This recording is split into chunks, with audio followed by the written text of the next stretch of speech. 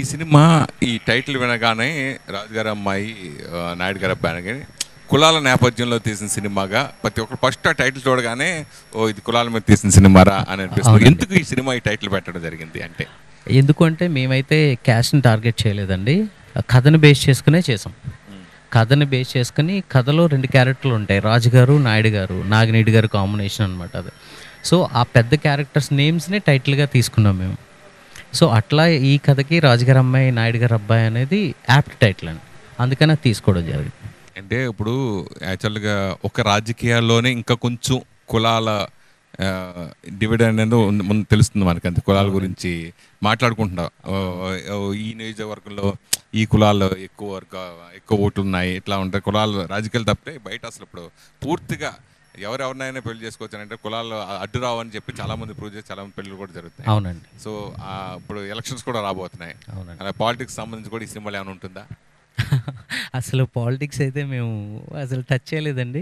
మళ్ళీ మీరు పాలిటిక్స్ ఇవన్నీ పెట్టి కాంట్రవర్సీలాగా ఇది చేయొద్దు.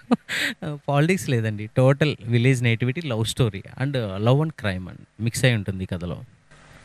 గ్రామీణ నేపథ్యంలో ఎన్నో అద్భుతమైన సినిమాలు, చాలా కథల్లో ఇంతవరకు చాలా సినిమాలు చూసేసాం మనం. అవునండి. మీరేంటి ఈ గ్రామీణ నేపథ్యంలో మీరేంటి కొత్తగా చూపించేది? ఓకే అండి. మంచి క్వశ్చన్ అండి. మామూలుగా విలేజ్ బ్యాక్‌డ్రాప్ అన్నీ చాలా చూసేసాం. కానీ ఈస్ట్, వెస్ట్ అనేది ఎంత చూసినా చూడాలనిపించే లొకేషన్స్ అండి అవి. అట్ ద సేమ్ టైమ్ ఈ కథ కూడా ఆ బ్యాక్‌డ్రాప్‌లోనే రన్ అయ్యేది. సో, మేము అందుకే ఆ లొకేషన్స్ ఎంచుకొని అక్కడే షూటింగ్ చేయాల్సి వచ్చింది. అట్లా. అంటే ఇట్లాంటి విలేజ్ నేపథ్యంలో రూపొందిన సినిమాలు ఎక్కువ శాతం కొన్ని రియల్ ఇన్సిడెంట్స్, రియల్గా జరిగిన సంఘటనలను ఆధారంగా చేసుకుని బేస్ చేసుకుని, అవునండి. అవునండి. లేకపోతే మన పర్సనల్ లైఫ్లో జరిగిన సంఘటనలు కూడా అవునండి. దర్శకుడు ఊహించి ఈ సినిమా కథలు రాసుకుంటాం సినిమా చేయడం జరిగింది. అవును సార్. సో ఆ కోవకు చెందిన సినిమా ఇది అనుకోవచ్చా? అనుకోవచ్చండి. కాకపోతే టోటల్‌గా అయితే కాదు. నేను ఇన్స్పిరేషన్‌గా తీసుకున్నానండి. నేను విన్నదనమాట ఇది కథ. అంటే నేను అది ఓన్ అని చెప్పట్లేదు. నేను ఒక కథ ఒక ట్రావెలింగ్‌లో జర్నీలో విన్నాను.